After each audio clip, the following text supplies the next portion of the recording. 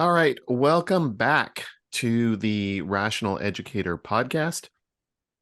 After a brief hiatus, we are back with our team of experts, our team of education experts, Doctors Deanna Heikkinen and Andy Bernstein. Hi, everyone.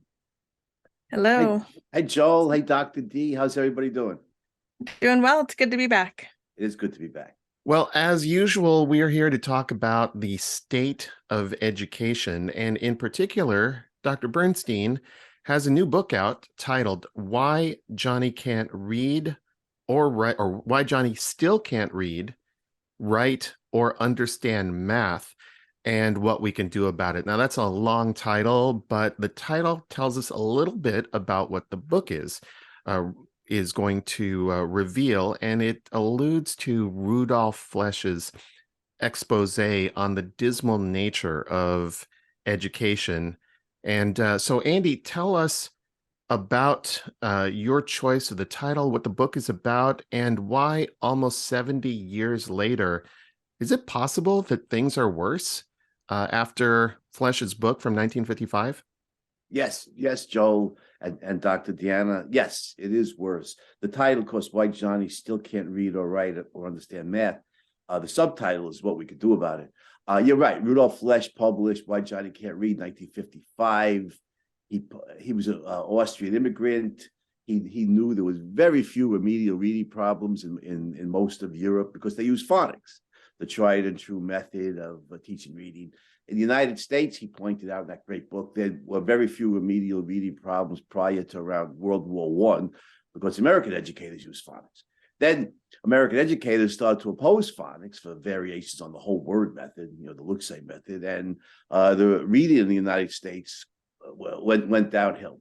So Flesch's book had an influence, had an impact on parents who started to demand phonics. The schools started to bring it back, but by the 1980s, declined again. The whole word method, which is just tricked out version of the whole language method is just a tricked out version of whole word. And yes, I think reading today is very poor in the United States. I have college students who struggle with the mechanics of reading, so that's gotten worse. And when kids struggle to read, you necessarily have to dilute the academic program, which the educational establishment wants to do anyway. So the first half of my book chronicles the demise of the American educational system, going all the way back to John Dewey, William Herd Kilpatrick, and those people at Columbia University, around the time of World War I. And then the second half of the book is the good news, what we could do about how we can improve education in this country. And this book tells, names. It tells the truth. It doesn't pull any punches. And I think the conclusion, the first half of the book, is this was done on purpose. And it makes sense. You look at the state of the school system, and I think you realize the school system could not have been messed up this badly by accident. This was done on purpose. And I agree with E.D. Hirsch. His book, The Schools We Need and Why We Don't Have Them. The school system's an impregnable fortress, can't be reformed, but it can be circumvented. And that's what the good news in the second half of the book is about.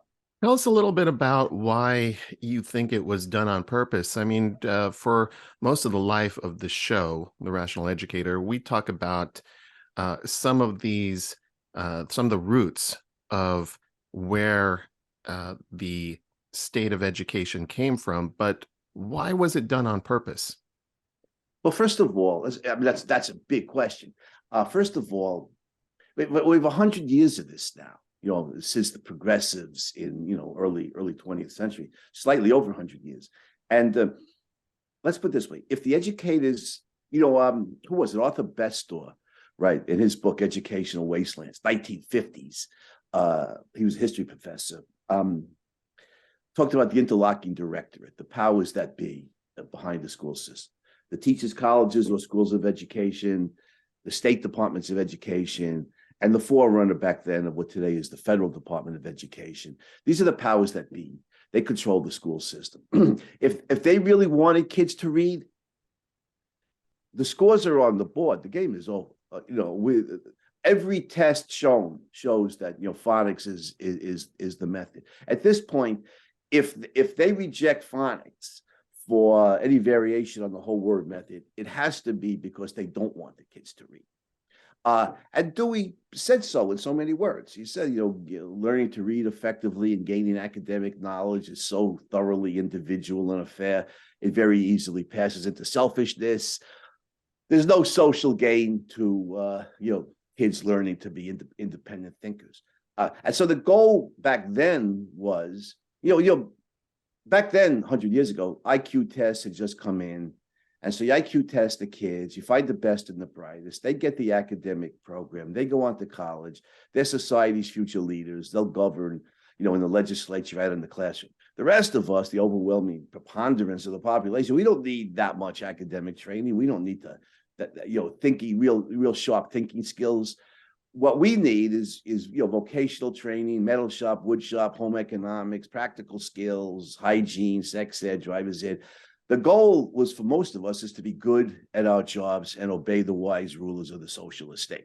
Don't forget Dewey Kilpatrick, those guys pilgrimage to the Soviet Union in the 1920s under Stalin to find the school system that they liked. Today, 100 years later, it's even worse because it isn't so much practical skills or vocational training that is the goal here, but leftist propaganda. The kids need to know that human beings are destroying the planet, that white people are all racist, America is still systemically racist, and so on. But this is done on purpose. It's no secret that the school system is controlled by hardcore leftists who want to destroy the capitalist system, want to replace it with socialism. Today, I think with overt communism. And if you want a top-down totalitarian system like that, these are the same men. The smoking gun here, guys, is that the left today opposes freedom of speech. So that's the smoking gun, shows us that this is totalitarianism that they're pushing us. They don't want any intellectual dissent to leftist orthodoxy. So if you want a communist system, you don't want the kids to think, and to read and think and criticize the wise rulers of the totalitarian. So you want them to obey, conform, and obey. That's what the school system does today. For the most part, there are some exceptions. It doesn't educate anymore; it indoctrinates. Deanna, as a relatively recent graduate of one of these teachers' colleges, can you confirm? Absolutely. In 2016, I got my doctorate in educational leadership. And although my program specifically wasn't really based on learning to teach in the classroom, you had to have already had that experience and be in some sort of leadership role or planning on going into a leadership role to take this program. But, so you would think that in a leadership program, they would talk about what Dr. Andy talks about in the first half of his book, and that is all of the philosophical underpinnings of what happened to get us where we are, so we understand. But nope, in the leadership class, and I actually pulled out my old syllabi for today because I wanted to make sure my memory served me correctly. But in our leadership class, we had it's called the Historical and Philosophical Foundations of Education. We did not talk about John Dewey. We did not talk about Kilpatrick. We did not talk about Horace Mann. None of those guys were introduced. Now, I did my own research and I presented a lot of research because I was curious about the history, and I kept going back and back and back. So I went back to, No Child Left Behind. And then I went back to the ESEA under Johnson. And then I kept going back to see where this really starts. And you can go all the way back to the 19th century with Horace Mann, who went over and saw the Prussian system, which is, the same kind of thing that what Dewey and his, that era, they went over to the Soviet Union, and it was all about indoctrination and having little people, tiny humans, kids, become obedient soldiers or obedient propagandized, for the service state. That was the goal of education in these systems that were observed by these early American educational philosophers that set the foundation. And so they don't teach how to teach. They don't look at the history of their own system. And really, I'm looking at all the classes I had to do. We had something on educational policy and politics, law. And so even within those classes, everything was diversity. Plus we had a diversity class, and not diversity of ideas. That's what my dissertation was on intellectual diversity. But it was all about the little check boxes of ethnicity or race or gender. And that's all they cared about. They did not want the diversity of ideas. So in every class that I took, I would bring these topics up.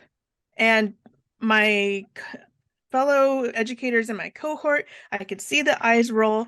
I could see the teachers just really frustrated with me when I would raise my hand and say, well, what about intellectual diversity? What about ideas? Isn't that what education is about? And no, it's not anymore. It doesn't matter. Why do you think they were so antagonistic toward your appeals for intellectual diversity? Because it is an affront to what they are focused on. Because like all of these critics that have been, Dr. Andy talks a lot about them, and we are them in the modern world. There have been critics all the way through. There have been people champion, Mortimer Adler, for example, championing the idea of teaching ideas and teaching kids to think and using these universal great books and things that, these Frederick Douglass, Benjamin Franklin, Thomas Jefferson, George Washington, all of these great, and even going back before them, they would read these great works by these great minds across time. And that's how they educated themselves. But it's not about education. It's about pigeonholing. It's about elevating the victim. And it's not about getting people to think. So I was an affront to what their whole mission was. I don't necessarily care what ethnicity one of my students is. I don't think that because you're this, you need extra help, you need a hand up. No, everybody, for the most part, unless there is an actual learning disability or something, everybody has the same ability to learn. We all have a human brain and we all have a capacity. And it doesn't mean anything. I grew up in a very, not very well off family. We were quite poor.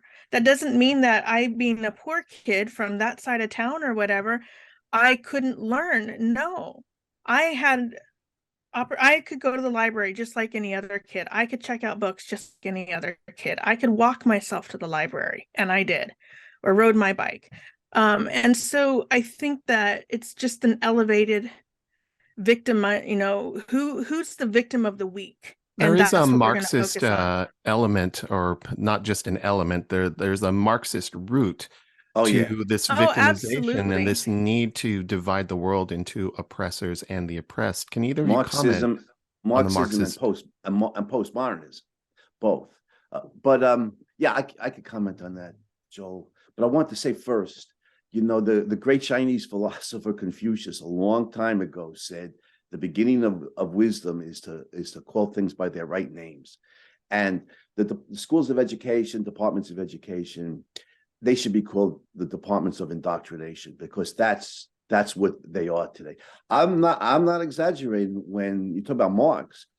I think the goal politically now is not even like a semi-socialist state like Sweden. I think the goal now is communism, full totalitarianism. And I'm going to keep coming back to the smoking gun of suppressing freedom of speech. They do not want, and Dr. Deanna put up with this, in the school, in the education course. They do not want any ideas expressed that clash with leftist orthodoxy. That's very true. That is a totalitarian manifestation. So yeah, Marxism is the grandfather of all this. Marx doesn't see society in terms of individuals. He sees it in terms of groups, economic classes, and of course, the wealthy oppress the poor, the working class. The owning class oppresses the working class. Now, the postmodernists, Foucault and Derrida, and people like that, they expanded Marx's view. It's not just the rich that oppress the poor, but it's the whites that oppress the non-whites, the males oppress the females, the straights oppress the gays, and capitalist society is just one seething cauldron of oppression. And the goal of, quote, education then is to bring about social justice, whether the kids can think or read or write or know math or read literature or know any science.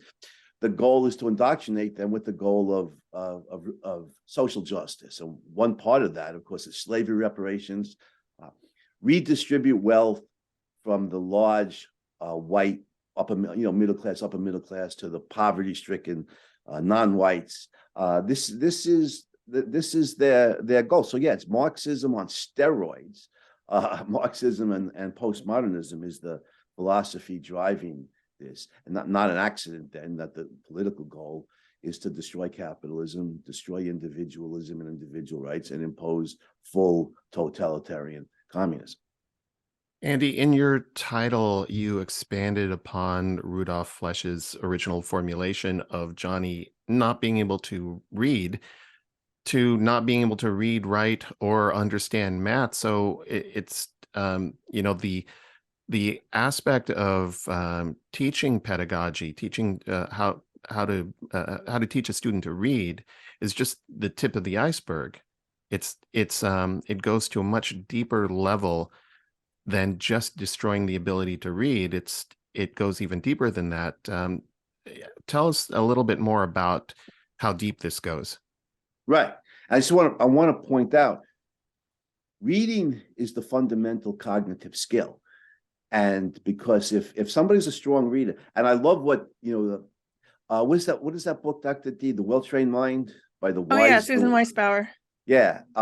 And Jessica Wise and Susan Weisbauer, they point that over and over again. And there's a lot of good things in that book, I think, The Well-Trained Mind. Reading is easy. Reading is easy. It's not hard. Any healthy child, either gender, any race, tribe, ethnic group, whatever, can learn how to read. It's as easy for a healthy child as learning to ride a bike or learn how to swim. It's part of our rational nature. It's not hard. And it's the fundamental cognitive skill, because once a child is a strong reader, which phonics achieves for us, the whole world of knowledge is open to the child. So if and they can become a lifelong learner. So if somebody's militating against reading, they're militating against the acquisition of knowledge. So it makes sense that this is done in every other discipline. Reading, writing, the traditional three, or the classical 3 R's, reading, writing, arithmetic, these are thinking skills. This is not just content. These are thinking skills.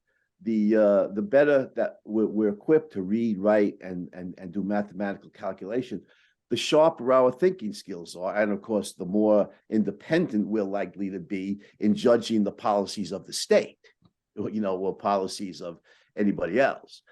So yeah, the schools have militated against this for many years.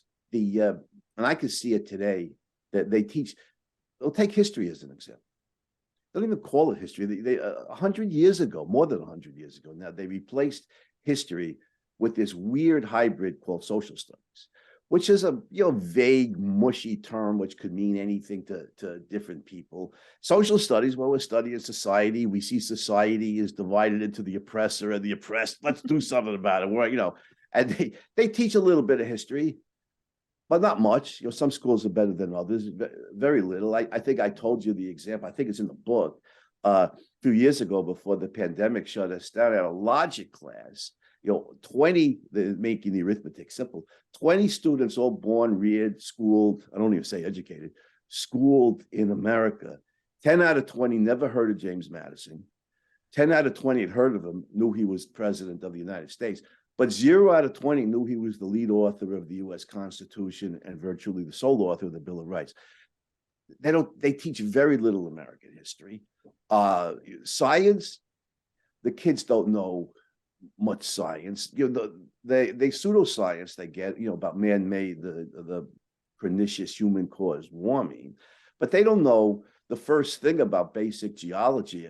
If the question comes up in class and I tell them before the modern warm period was the Little Ice Age, and before that was the medieval warm period, before that was the Dark Age cold period, before that was the Roman warm period, there's this endless natural climate cycle, they are really, you know, just plugging the modern warm period into the vast climate history of Earth's roughly 4.5 or 4.6 billion year history already casts doubt on the human causation of of the modern warm period. But the schools don't teach much science, so it's an anti-cognitive, anti-academic system, which is why the root of it is attack the kids' ability to read, because that's the key. And again, if you want children to grow up to be independent thinkers, able to govern their own lives rationally, question critically authority, whether it's the secular or religious authority or anybody else, then you stress phonics and reading, and you teach reading, writing, arithmetic, basic thinking skills. You teach the content courses, history and science, literature, and so on. But if you don't want the kids to grow up to be independent thinkers, if you want them to vaguely be good at their jobs, be indoctrinated little leftists and obey the wise rules of the state, then you severely dilute the academic program, and you start by crippling their ability to read. It's so monstrously evil that most Americans are good-natured people, and they can't even get their heads around that the school system, which is supposed to educate, has deliberately set out to destroy the minds of American kids. And I want to say the one great exception in the 20th century, the greatest exception, was Maria Montessori, who was, of course, rejected by the educational establishment. So it's a horror show there. It's an absolute horror show in the schools. Now, before we get onto the question of what parents can do about it, the question before that is, are the schools, is educational establishment irredeemably broken? Is there something that can be done to reform the system, either from within or without? Well, I would say no. I would say the system is irredeemably broken. E.D. Hirsch, again, in his book, and Hirsch was a humanities professor, University of Virginia, wrote a really good book, The Schools We Need and Why We Don't Have Them, in 1990s. He called the school system an impregnable fortress. Can't be reformed, can't be redeemed, can't be improved. And I think that's true. Sadly, there's, like Dr. Deanna pointed out before, there's been endless critics of the school system for decades now. I mean, a nation at risk in 1983, which came from a cabinet level position, President Reagan's Secretary of Education looked at the school system and said the strongest possible words. I'm not making these words up. He said, if some unfriendly foreign power had imposed on us the school system we have today, we would have considered it an act of war. An act of war. That's a quote coming from a cabinet level position. You can't get any more critical, and coming from a strength of political power. Nothing was done to improve the school system. It's got worse. It is an impregnable fortress. It cannot be reformed, but it can be circumvented. That's the good news here. We're seeing more and more people. Yeah, and one thing I want to say about your book, Andy, is that I like that you reiterate on several accounts that there are still good teachers. Yeah, so right. It's not that everybody has this nefarious, mission that they wake up one day when they're in high school and say, I want to destroy minds of children. I mean, I don't really think that's most of the teachers out there. I agree. But I have to kind of disagree a little bit with you when you say that the private schools are still pretty good. And I kind of beg to differ from my experience. I've worked with a lot of private school kids, and because they have to be accredited, or they believe they have to be accredited, they are under the same or similar kind of DEI and pushing for the state Department of Ed, which is tied with the federal Department of Ed. There's a lot of money that's kind of thrown around on these, Title IX and the different policies out there. And I've seen even the private religious schools just fall to the pressure of the accrediting boards, because they have the same sort of things. They have to meet these DEI standards. They have to now have, a lot of them require the accreditation, a DEI coordinator on campus. They're teaching the same thing. They're doing the whole word method. Now, some may also be including phonics, but so I think that private schools, and even elite private schools, I mean, we're talking $40,000-$50,000 a year for high school, have come under these policies as well. And I've worked with students, I've talked with parents, and in my opinion, I don't think the private schools are really even the way to go anymore. I really think that luckily there's a lot of school choice legislation out there. Money's going to follow students, and yeah, you can send them to private school, but I think hiring tutors, which you mentioned, which is great, and or homeschooling with tutors, figuring that part out, and like you said, circumnavigating the system is the only way to save our kids. No, I agree with everything you said, Dr. D. There's a lot of good classroom teachers still and some of them are opting out of the system and starting micro schools, which, you know, with some of the parents, which is very exciting. There's still a lot of good classroom teachers who want the kids to know history, want the kids to learn how to read, want to use phonics and so on and so forth. But they have to fight against the stifling nature of the bureaucracy. And you're right, the private schools are getting worse. In my years of teaching, I've been, you know, teaching in college for 40 years now. When I first started in 1980, you could see the difference. Kids coming out of the private schools were generally better students.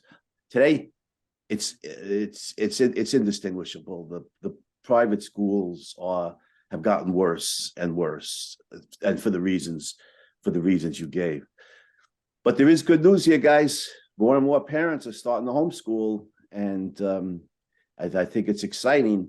You know, and before we go on to the homeschool question, because that falls squarely into the domain of what can we do about it, but I want to get your opinions on the school choice movement, because that is a rapidly spreading idea among particularly conservative audiences.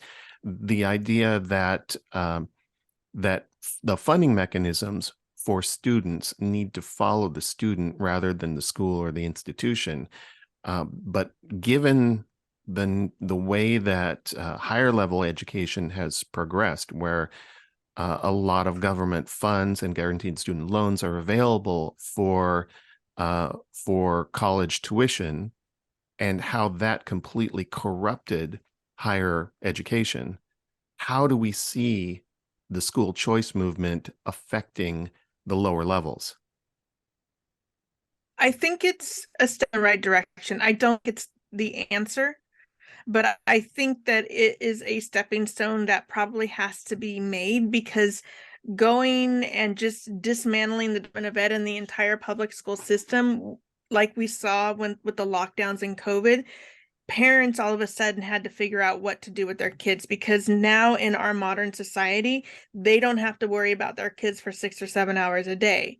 They can stop thinking, not they can go to work. They don't worry about it. A lot of them have an after school program or something like that. So it's even longer. And the idea of all of a sudden shutting down public schools, and now you have millions of kids that are just there, and parents are working, because most places require a 2-parent income in order just to meet your living standards, to have food on the table and a roof over your head. And so it's a stepping stone. I think it's a move in the right direction. I don't think it's the answer. I think we have to go past it, and we have to go a lot further to dismantle public education. Government and education should not be intertwined. Interestingly enough, the founding fathers did not include it in their structure. They left it to the states. I mean, we are a federalist system where that was going to be left up to the states or the local communities. And that's how it was all during the colonial period. And education was exceptional in those times. Yeah, there's a lot of proxy data that establishes how good the private education was back in colonial and revolutionary times and early 19th century America. Yeah, my problem with the school choice movement is it goes back, piggyback on what Dr. Deanna said before. The kids are going to still be going to schools. private, whether it's private schools or government schools, and for the most part, they're terrible. Yeah, I think the answer lies in stepping outside the school system, including the private schools, because they're, like Dr. Deanna said, they're more and more under the jurisdiction of the Federal Department of Education. So let's talk about solutions then. Yeah. So this is the part of the story where we hope to save people from complete despair. Right. What can we do? What's the answer if you're a parent of someone who's suffering in the school system? What can you do? Well, in 2 words, the answer is parent power. Parents need to control education in the country. Parents need to take responsibility for the kids' education. They need to pull the kids out of the school system, stop feeding the monster, and educate them at home in various ways. I know parents will say to me, "Well, I'm not a teacher. I can't teach my kids." And I can empathize with that. But part of my response to them is, how good a teacher do you have to be to do a better job educating your children than the school system does? The answer is you don't have to be very, very good. Let me start with reading, because that's the most fundamental cognitive skill. What I did with my daughter when she was 2 years old, we go out, we go to the park and we play and do things. And then part of the play, we go to the library or the bookstore, and I'd have her pick out a book. I think it's really important for the child to pick out the book, because the first thing you want the child to know is reading is fun. There's fun stuff in books. You want to motivate the child. So she'd pick out a book. She was 2 years old, so it was usually be about, some goofy story about dogs that could fly or kittens who thought, the full moon was a bowl of milk. But to her, it was fun. I read it to her. And so she learned reading's fun. And then the child's motivated. They don't want to rely on mom or dad or teacher to read to them. And by the time the kid's 4 years old, or 5 at the latest, using systematic phonics, you teach the kids the letters of the alphabet, the sounds of each letter, the sounds of the combination of letters. In a matter of weeks, a motivated child can learn how to read, at 4 or 5 years old, and the whole world of knowledge is open to them then. And every parent could do that. It's a priceless gift that every parent can give to their child. But there's all kinds of things. There's homeschool co-ops, which in some states, in the real leftist states, they make it harder. But in the more conservative states, it's easier. And that is, parents pool their resources in many cases. One parent is an engineer, and he or she teaches math, and another parent is an avid reader, and he or she teaches literature, and so on and so forth. I also remember the fundamental level of cognition is elementary. I'm a college professor. I know a lot of college professors. We're big shots. We're higher education. All right, fine. But the most fundamental level of education is elementary. And there's all these beginners books. You go up on Amazon, you can see all these beginners books, the For Dummies series, and you get American History for Beginners, or I'm just making up titles here, Arithmetic for Beginners. And the parents could read those elementary books over the summer, and then teach the kids the most fundamental level of education. Is not that hard for the parents to master, and then teach it to the kids and give the kids a foundation. Tutors. I'm a tutor. I know Dr. Deanna's a tutor. Tutoring is a really good thing, because one of the problems in the school system, of many, is that the teachers, in order to become certified teachers, have to get an education degree in most cases. And so they're majored in education. So the future math teachers are taking fewer math courses than math majors are, because they're taking all these education courses. And the future diversity English courses. Teachers, yeah. Right, diversity courses, right. And the future English teachers are taking fewer literature courses than English majors are, because they're taking diversity courses and so on and so forth. So they don't know that much. Whereas, say you want, and Zoom and online resources make this very easy. You're a family in Michigan, let's say, and you want a biology teacher, you could. There's various online sources, varsitytutors.com. You can use LinkedIn. There's various ways to find tutors. You can find a kid, let's say, in a doctoral program at the University of Oregon, who's who's already he's getting a PhD, let's say he or she in biology, already has a bachelor's degree in biology, not in education or diversity, but in biology. And now he's taking graduate courses in biology. This graduate student already knows vastly more biology than the biology teachers in the high school student, knows much more content, which is the basis of being a good teacher. There's teaching methods to learn, true, but you have to have content to teach. You have to know the subject matter. And the graduate student will know it better than the high school teacher. He or she's a graduate student, probably poor. You can get them cheap, do it via Zoom. It's better in person, but still, Zoom is good. I tutor a family in Minnesota via Zoom. You get experts inexpensively in any number of subjects. A number of homeschool parents do that. And one last thing for me, before I turn over to you, Dr. Deanna, the microschool revolution, and there's a website, microschoolrevolution.com, is really exciting because, like you said, Deanna, there's still a lot of good teachers in the classroom. Some of them are just have had it with the school system. They opt out, and with a few parents, they start a small school. They're called micro schools. Forbes magazine did a story on this a year or so ago. It's becoming so popular. And you have a return to the one-room schoolhouse. You have a few kids in some family's basement. You set up a whiteboard and some chairs. You have a teacher who actually wants to teach, wants to use phonics, wants to teach history or math and so on. And I think this is a big part of the future of American education. These micro schools, which are really just small community schools. It's very exciting and positive development for the future. Deanna, what do you have to add? Well, that's one of the things I hear, because I do help parents transition to homeschooling who think that one of the first things that they say is that I barely got through high school. I maybe had a couple college courses. I'm not suited for teaching. And I tell them, look, if you get a teaching credential, you have to fulfill some requirements, but it's only undergraduate level knowledge of that particular subject matter, or you could just study and take the test. And if you get a master's in education, even for single subject, like a master's teaching just one subject, whether it's math or science or history, the graduate level courses are all on diversity or literacy and language, and maybe a little bit on how to plan, like do lesson planning and things. But there are no content-based courses. Dr. Andy is right. And then they have their practicum where they go and they do their student teaching, but that's it.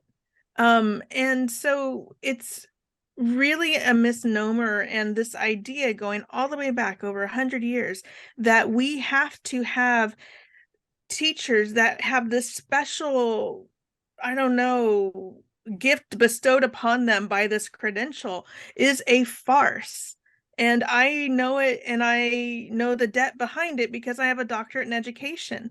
And it is an absolute farce. And so if you know your kids better than anybody else, and you can teach them.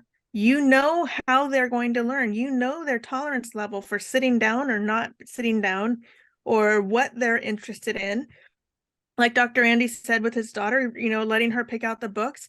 If that little boy likes all the books on bugs, then you're going to teach him how to read looking at bug books and sounding out those, sounds, like using things with bugs or little images.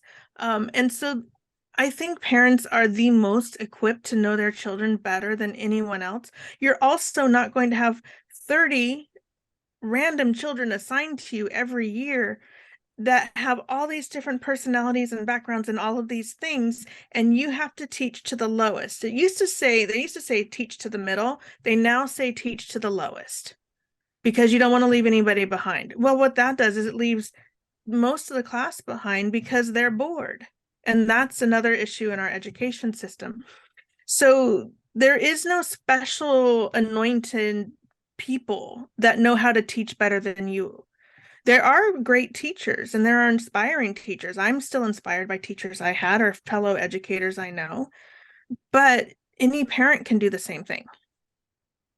I agree. And like I said, repeat, elementary ed is the most fundamental. You're laying the foundations. And for parents, adults, to learn that material to teach to 5, 6, 7, 8-year-olds is not that difficult. There are all kinds of beginning books for beginners in these subjects. Absolutely. And then you lay the foundation for your child. And then And there's you move many on from there with tutors and so on. and there's so many free resources out there now, or very low cost. And there's apps now. Try not to encourage parents to just give their kid an iPad with apps, because I think technology at that young age can really impact the brain, and there's a lot of science behind that. But flashcards, give them things tangible that they can play with, or they can sit, puzzles, all sorts of things that they can do. And if it has to be an app, then it has to be an app. But there's just so many resources out You're right, there. and once the child reads effectively, then there's this newfangled technology. They're called books, and, this whole world of books is open to the child. They can read adventure stories, or they can read love stories. They can read about heroes. The child becomes a reader. When the child becomes a reader, then I think they're going to be lifelong learners. And every town has a library, and there are free books. And Amazon, you could get them delivered at home in 2 days for like $10.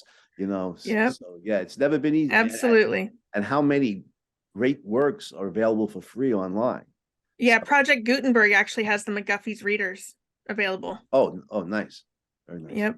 Well, one of the things that you can get on Amazon and have delivered to your door is Dr. Andrew Bernstein's new book. And thank you. That's a nice segue, Joel. Thank you. It's available from major bookstores as well as Amazon.